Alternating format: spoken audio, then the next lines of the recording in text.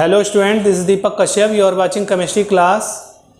Dehydration of alcohol आपको पढ़ा रहा था मैं।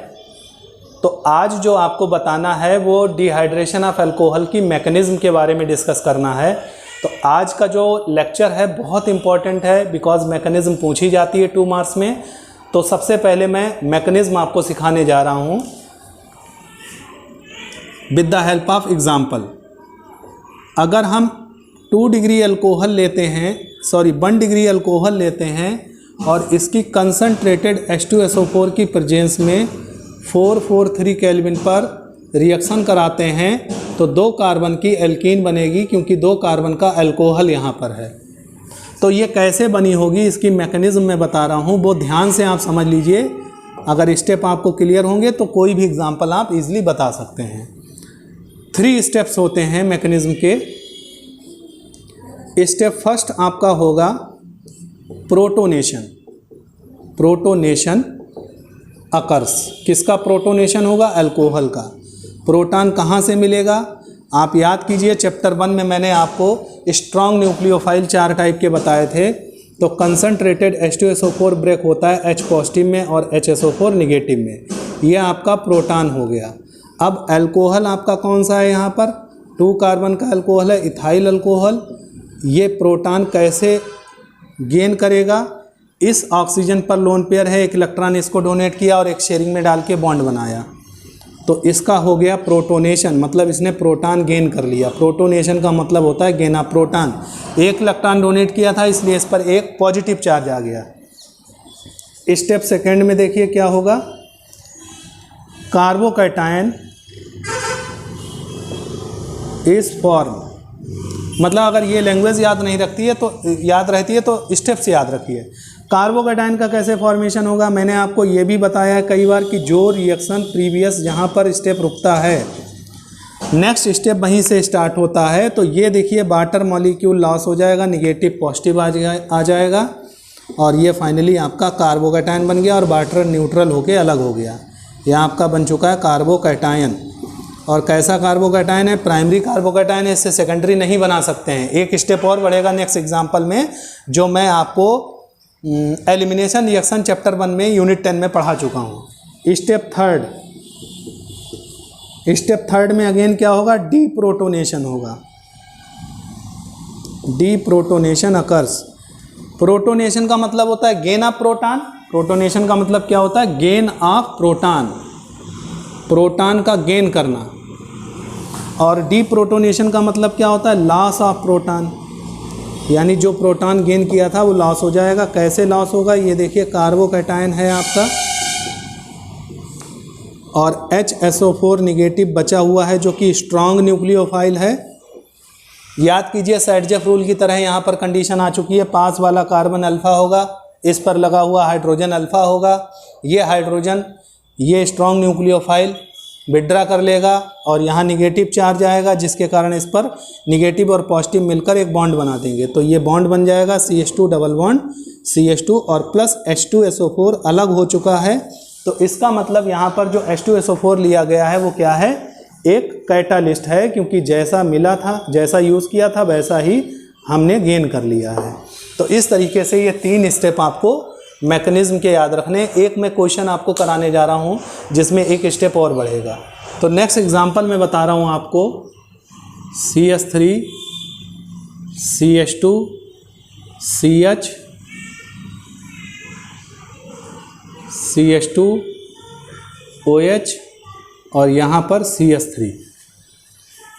इसका अगर हम कंसनट्रेटेड H2SO4 के साथ एट 443 केल्विन पर डिहाइड्रेशन कराएं तो क्वेश्चन का आंसर क्या होगा? ये भी प्राइमरी अल्कोहल है, क्योंकि यहाँ पर जिस कार्बन से ये OH ग्रुप अटैच है वो 1 साइड से अटैच है कार्बन से, तो इसका मतलब ये प्राइमरी अल्कोहल है।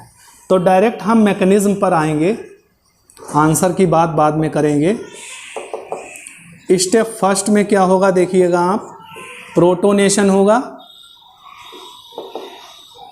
कैसे प्रोटोनेशन होगा आपको मैं बता चुका हूँ। कंसनट्रेटेड H2SO4 ब्रेक होगा H पॉजिटिव में प्लस HSO4 निगेटिव में। और जो आपका अल्कोहल ये प्राइमरी लिया गया है इस प्राइमरी अल्कोहल का प्रोटोनेशन कैसे करेंगे, ये देखिएगा।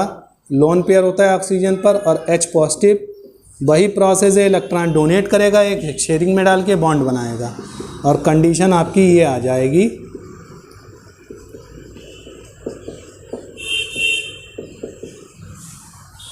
स्टेप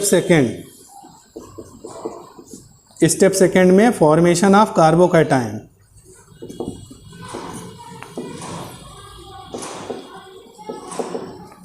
जहाँ पर स्टेप रुका है वहीं से स्टार्ट कर रहा हूँ। कार्बोकैटायन का फॉर्मेशन कैसे होता है?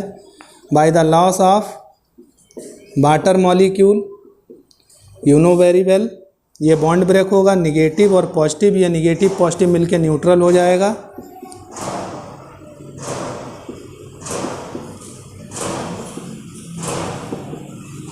प्लस वाटर, तो ये कार्बोकैटायन जो बना है आपका, ये 1 डिग्री कार्बोकैटायन है, क्योंकि जिस कार्बन पर पॉजिटिव चार्ज है वो टर्मिनल पर है, एक साइड से अटैच है। तो यहीं पर ये स्टेप बढ़ेगा कि ये 1 डिग्री से 2 डिग्री या 3 डिग्री में कन्वर्ट हो सकता है कि नहीं, तो इससे स्टेबिलिटी बढ़ जाएगी। इसी थर्ड स्टेप में देखिएगा, जो कार्बोकैटायन बना है आपका, उसकी शिफ्टिंग कैसे होगी। ये 1 डिग्री है, इसमें क्या करेंगे, हाइड्राइड शिफ्ट कराएंगे। हाइड्राइड शिफ्ट कराने से स्टेबिलिटी बढ़ जाती है। ये हाइड्रोजन जो यहाँ लगा हुआ है, इसको यहाँ शिफ्ट करेंगे और पॉजिटिव चार्ज यहाँ शिफ्ट हो जाएगा। तो ये कंडीशन आएगी आपकी। ये 3 डिग्री कार्बोकैटायन बन चुका है, जो कि ज़्यादा स्टेबल होगा 1 डिग्री कार्बोकैटायन से। क्लियर। अब जो नेक्स्ट थर्ड लास्ट स्टेप्स जो शुरू करेंगे, डीप्रोटोनेशन अकर्स, वो हम यहीं से स्टार्ट करेंगे।